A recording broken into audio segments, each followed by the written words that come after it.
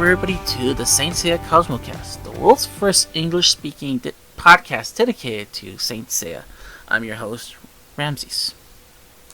I'd like to start by saying thank you to everybody who's listening. This has been a passion project for me to do for the last couple of years now.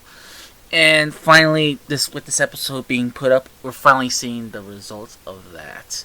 So before we even have our first official episode, I thought we would discuss a little bit with episode 0 to of course break down what the episodes are going to be entitled with, and also you'll give a little bit of a backstory about who I am and what this franchise means to me, because I think there's a story to be told about what the franchise means to not just me but a lot of people that are listening as well, and maybe giving you an idea of who I am will give you guys an idea of what to expect from not just the podcast, but also to give you an idea like why the series is as popular as it is.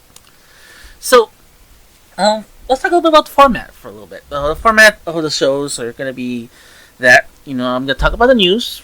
I'm going to talk about any kind of news that comes up. It'll be toys, merchandise, events, or something new, or something that's coming up with Saint Seiya, either news announcement of an upcoming project or something involving the fandom or something like that.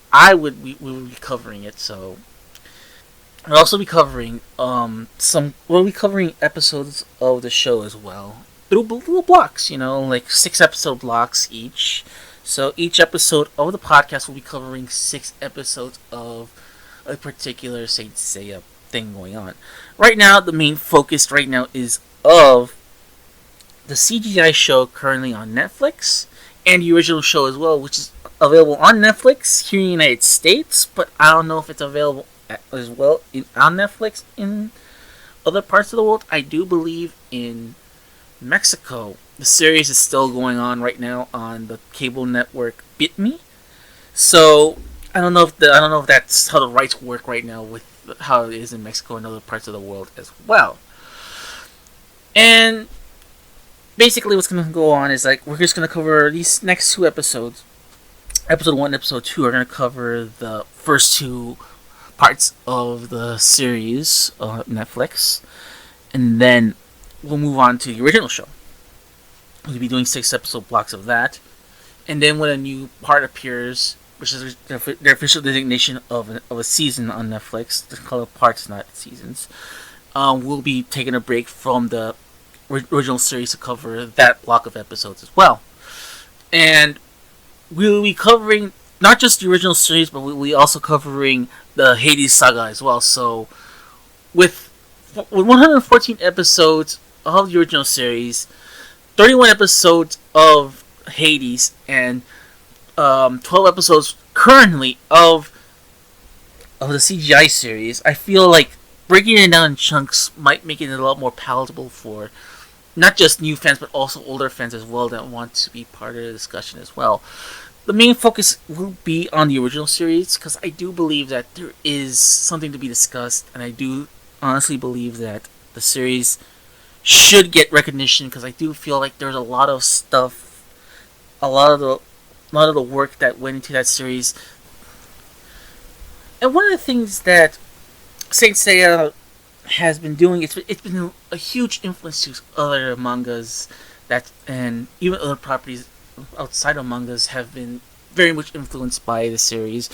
In particular, I do believe that Tite Kubo has mentioned that Saint Seiya has been one of his favorite series, and you can tell with a lot of it, especially when you get to the structure of the very first major arc where they have to rescue Rukia, that it does feel a very, very Saint Seiya-ish vibe to what he was trying to do at the time. And there are other series as well that pay tribute to this series as well, and I do feel that the series does need its kind of due diligence here in the United States, and I do believe that it can work. And I wanted to work by getting the fans together and also getting those who were kind of on the fence with the series to watch these series in blocks and discuss it in these small blocks of episodes, these small chunks, and with it we can digest the series a lot better than it was originally intended. 114 episodes. was, I mean, how what it used to be when I used to watch it was we would go through these episodes day by day, and then on the weekends we would have a new episode. So we would have that for us. Sometimes they would go to give 2 episodes a day, 2 episodes, 2 new episodes a week. I don't know how it worked at first, but I do know that like they gave an episode a week, a newer episode a week, while older episodes were being cycled into the weekday slots. And I do know for a fact that the CGI series is not everybody's cup of tea right now. I totally agree with you. Any complaints that you have about the series is totally valid because I do have some issues with the series. I do believe that there's something to be had in the series that can be used and we can discuss and we can make something out of it. Something that we can, you know, as a community, we can come together and see what the flaws are with the series and try to find the good, what we can find, not just the good, but also what we can find to help improve. I do honestly believe that there is room for improvement for this CGI series, and I do want there to be. And I do believe that the Saint Seiya series on Netflix does deserve some sort of merit and some sort of discussion.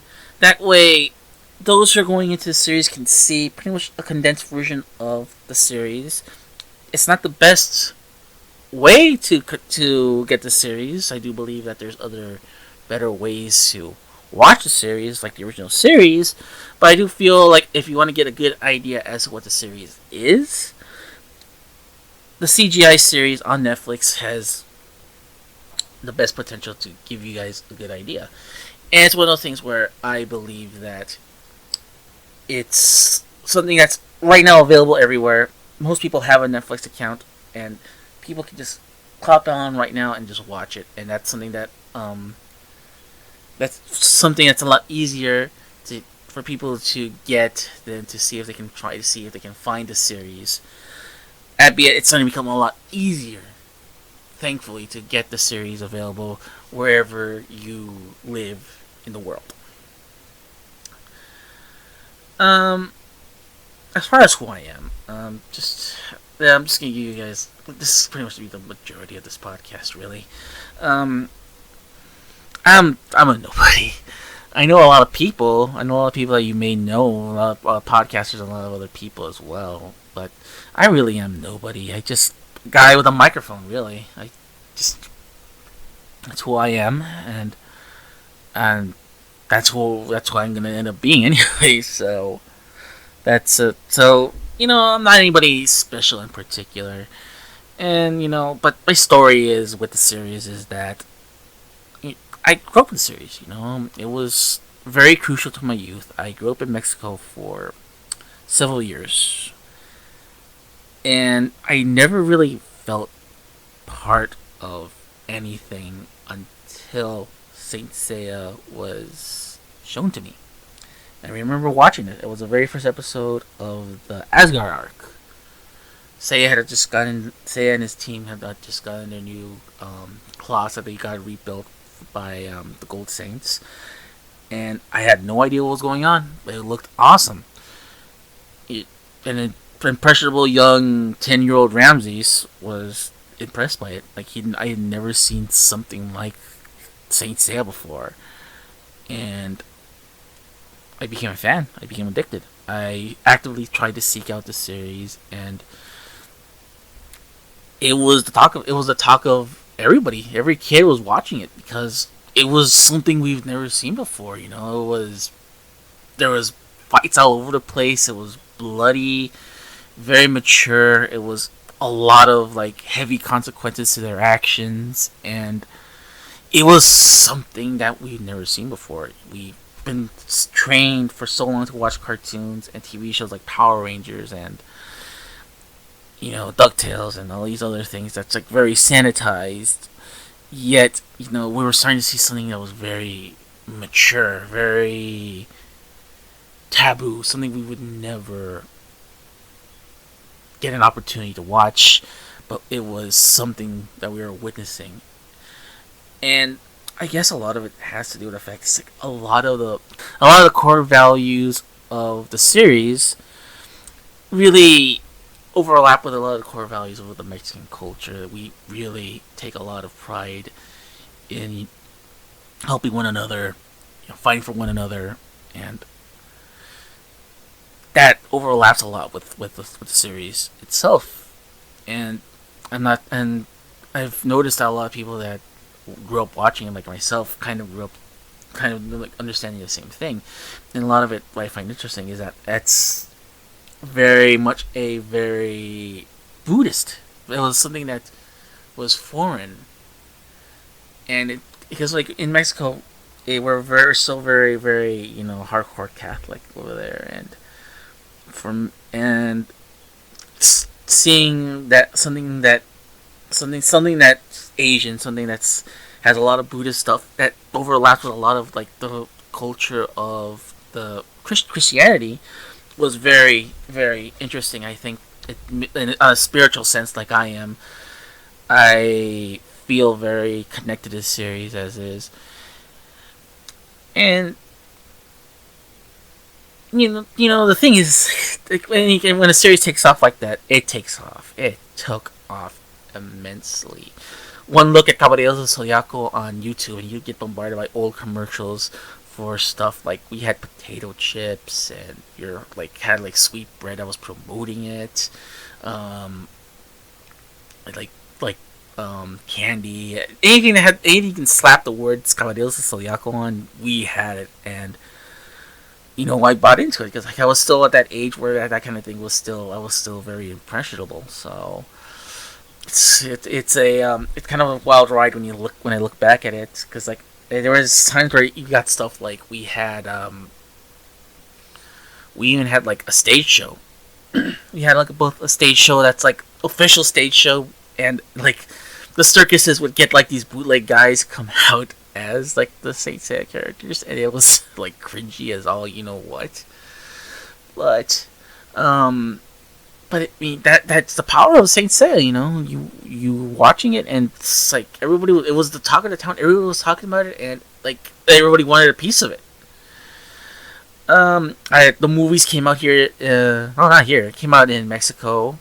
I believe the third movie, the Legend of the Crimson Youth. I remember watching that one in the movie theater, and they took the second movie was released later just as a standalone VHS, and they took the first movie and the fifth movie, and they put them together, and they put it into like one last movie that they put in theaters. I did not get an opportunity to watch that one because I was in a transitional period living from going to the United States, so I couldn't. I really wanted to see it, but by the time I got an opportunity to watch it, I couldn't. And there was also a time too where it's just like things were starting to wind down with the franchise, and Sailor Moon was starting to take that position itself as that next big series that would eventually be the talk of the town. And it's interesting that's like Sailor Moon was it's because like just an aside, Sailor Moon for me was like it replaced Saint Seiya for a time. And for me, I have a lot of admiration for the series. I think it's a beautifully animated series. There's some really good stories, and some of the other characters are very likable. And I felt it was very interesting that there's like a crossing where it's like in Mexico and in America at the same time when I was moving from Mexico to the United States. They're both at the same time having like this. Like it was starting to become up and coming. Saint Seiya was being cycled out, and Sailor Moon was being positioned as like the next best big thing. And same thing with Dragon Ball. Here in the United States, we started with Dragon Ball and Dragon Ball Z. Well, actually, we started with Dragon Ball, and then Dragon Ball Z. That's when it started. That's when it started getting really popular. Then it hit Toonami, and that's when everything kind of like hit the fan for the series. Come to think of it, I was looking back, and I actually remembered I actually owned a lot of the toys. The toys were ungodly expensive because the official toys, that is, and we had to resort to a lot of bootlegs. And fortunately, I was actually able to get one. I was actually get the Libra armor because, like, at the time, I was like, oh man, the Libra armor is so awesome because it has all these weapons and stuff like that. So, yeah, Still do. I still think that's like the coolest cloth. So, and I also collected these. What was it? I what's the way of describing this? I'm clicking my tongue too much. I started collecting these magazines that are also like coloring books, and what I liked is that they weren't just like comic book, like they weren't just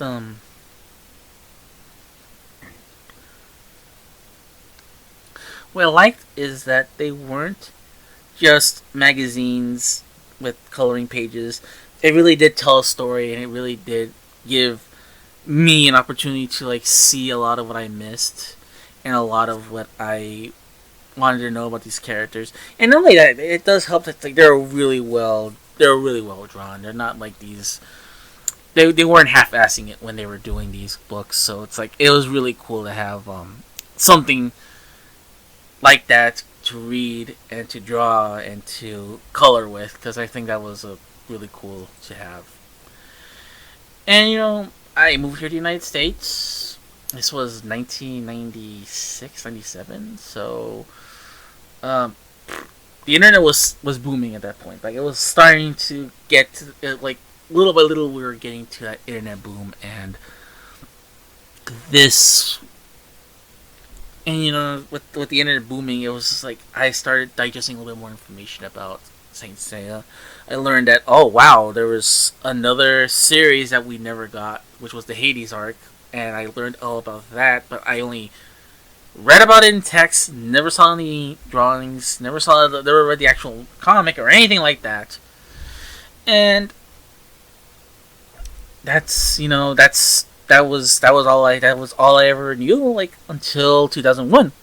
2001, I was in college, and I learned that the Saint Seiya series was continuing, and well, of course I jumped on it. Who wouldn't want to jump on to finally see what was going on after so long, after not knowing what was the big deal about it. Well, you knew what the big deal was, but you didn't see. I never saw it. I knew some of the characters. I only saw like brief images, but I never saw anything in action. I wanted to see a lot of stuff in action, not just these small little JPEG images on Web 1.0. I was really, really, really invested in this series, and again, I hopped right back onto the series, and around that time too, that's when the Knights of the Zodiac geek dub happened, and we all know about that dub, and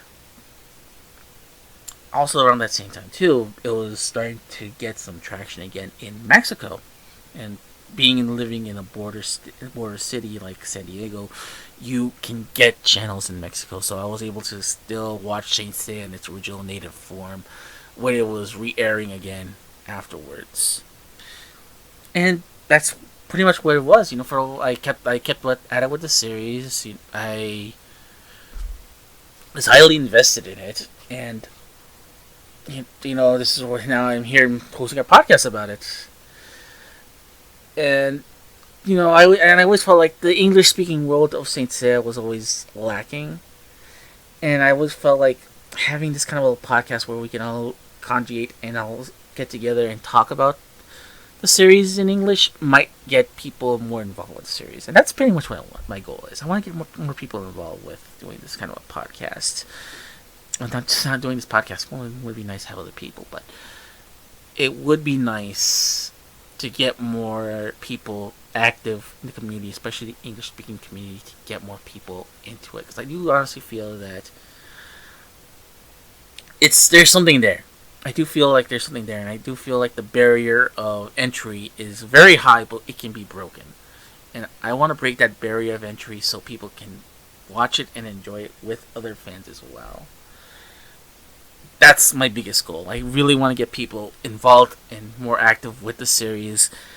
And judging from the responses, judging from everything I've been seeing so far with the franchise, seeing other people talk about it, and seeing more and more people watching the series, I'm seeing this new trend that's like it's starting to get like this momentum, and I really am happy that it's getting that momentum. And whether it's because the original series is on Netflix here in the United States, or people are watching because of the CGI series, whatever side you're on, that's perfectly fine. So, I reached out to the fans. And I asked like what their first experiences with Saint Seiya. On Twitter, I said Ramayasha of the podcast Manga Maverick said, I got into it in the summer of 2005 when Viz offered the digital bundle of the entire manga for like $84, which if you broke it down, 26 issues divided by 84, that is $3.25 a pop. That's really good. And I read the entire thing in like a month. Really good. And since I've reread it many times, especially the Hades arc, which is my all-time favorite, still need to watch the whole anime though. Well, there you go. The anime is getting dubbed as we speak, and it's still available. Also, I think subtitled as well. So, one way or another, it's going to be available. They also left a link to their podcast, the Manga Mavericks, where they talk to Shannon Garley and Mari Morimoto, the English editor of the series, and the translator. So I'll link that in the description as well. So there you go, folks. It's kind of a short podcast, just to give you guys an idea of what's been going on. I really am happy that I'm doing this. I'm scared to death also doing this kind of show because I don't know how it's going to end up, but I do appreciate you listening to the podcast. It's really good. I'm really happy about that. If you have anything you want to share with me, anything you want to show, like news-wise, anything you want to discuss on the show, please follow me on Twitter, which is Seiya Cosmocast. Again, the address, the Twitter is Seiya Cosmocast.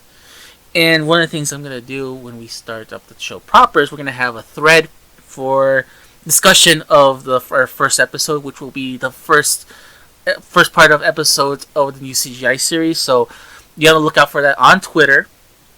And we'll be discussing the new series, and I'll be talking to you, and I'll be talking to you guys on that thread, and also be posting a few of the thoughts as well on the next podcast.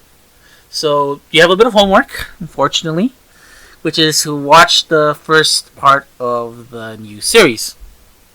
The new series currently on Netflix. So, with that said, guys, I do really appreciate you stopping by and giving me a listen. I'll be back next week, and then hopefully afterwards we'll be on a bi-weekly basis afterwards. Just like you want to get an episode 0 out, just to give you guys a little taste about what's coming up next. So, again, my name is Ramses, and I want to say to all you guys, keep burning that cosmos.